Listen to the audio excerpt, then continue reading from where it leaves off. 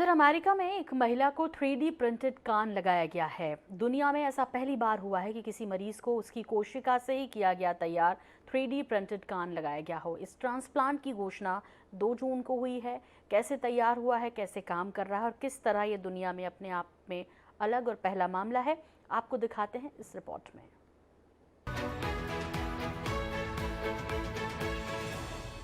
America की company 3D बायोथेराप्यूटिक्स के वैज्ञानिकों ने 20 वर्षीय महिला की कोशिकाओं से उसके लिए एक नया 3D प्रिंटेड कान बनाया है।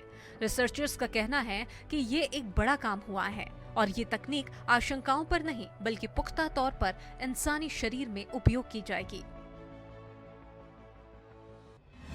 जन्म से छोटा और निष्क्रिय था कान।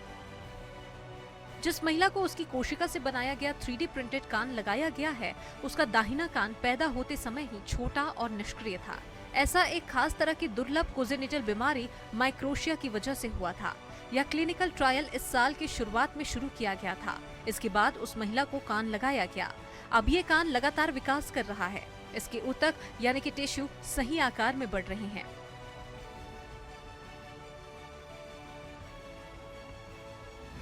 शरीर से ली गई थी आधा ग्राम कोशिकाएं। एक्सपर्ट के मुताबिक ऐसा पहली बार हुआ है कि जीवित कोशिकाओं और ऊतकों से बनाया गया 3D प्रिंटेड इम्प्लांट किसी इंसान के जीवित शरीर में लगाया गया है, वह भी इतनी सफलता के साथ। इस कान को बनाने वाली कंपनी ने कहा है कि उन्होंने महिला के शरीर से आधा ग्राम कोशिकाएं ली थी। उसके बाद उन्हें लैब में विकसित किया गया। इसके बाद बायो इंक नाम के 3D प्रिंटर से कान को कोशिका और कोलेजन के साथ विकसित किया गया।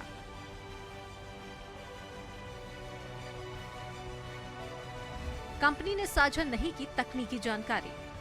इस सफलता के बाद मरीज के शरीर से टिश्यू या कार्टिलेज कोशिका लेकर नए अंग विकसित करने का मौका भी मिलेगा।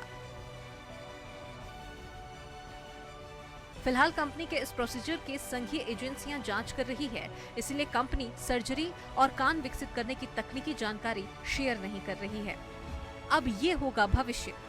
3D बायोथेराप्यूटिक्स भविष्य में इस तकनीक का उपयोग करके शरीर के अन्य अंगों का भी निर्माण करेगी, जैसे स्पाइनल डिस्क, नाक और रोटेटर कफ्स आदि।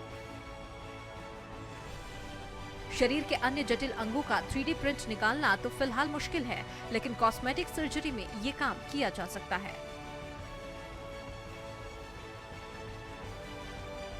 Bureau report, international desk.